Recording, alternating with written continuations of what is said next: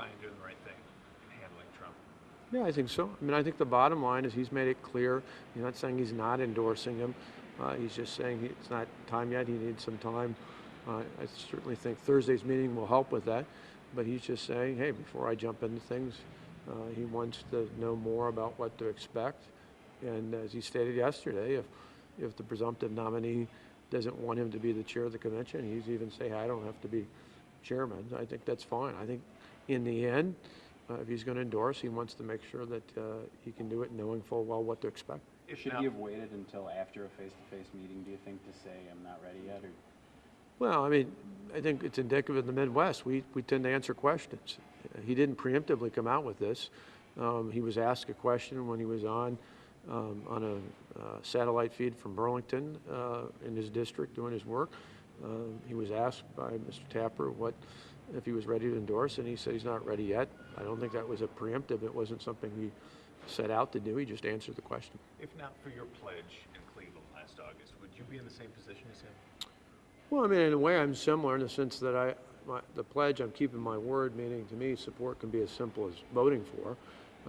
All of you have asked what more I'm going to do if I campaign or anything else, and a lot of it remains to be seen. And so in some ways, I'm similar to Paul Ryan's response.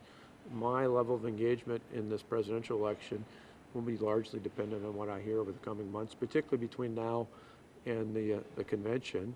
And so for now, I'm spending my time and my energies both in being governor and supporting people here in state like Ron Johnson. Speaker. We'll go back. I'll get you both.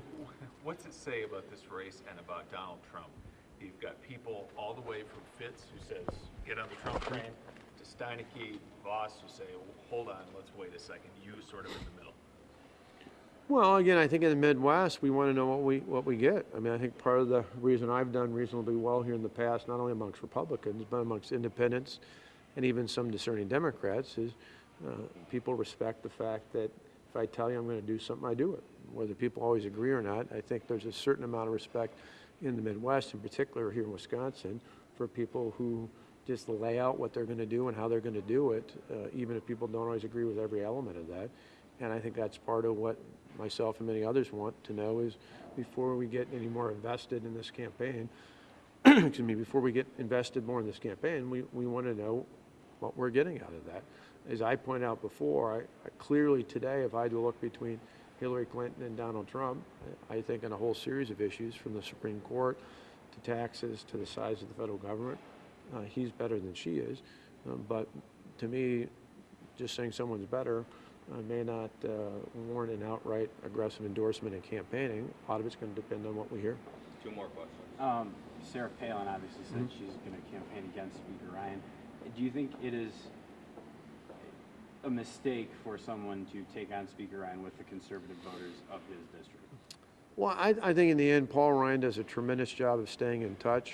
I mean, it's interesting, even a couple of his big interviews this week.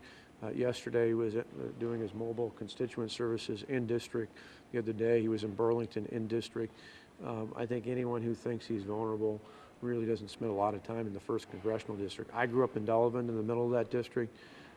I think probably Paul is one of the most well-connected to his district of any members of Congress, Democrat, Republican alike. So somebody who somehow mistakes the idea that just because he's the Speaker means he's in Washington. He's not. I mean, I think people see him as much now as they did before. And you look not only at the numbers, but what I hear and see is he's well respected both amongst Republican voters, but amongst voters in general, because he doesn't just jump into things. He wants to know, he wants to hear, he wants confidence in things, and I think if anything, this will strengthen him.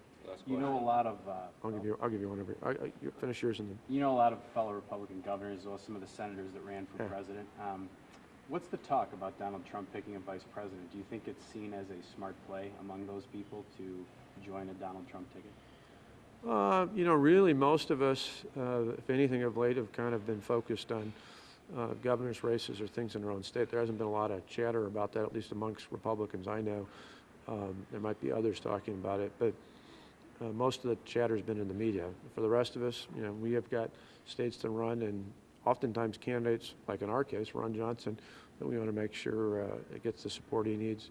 I want to make sure Ron, who represents Wisconsin values, triumphs over Senator Feingold, who I think represents Washington values.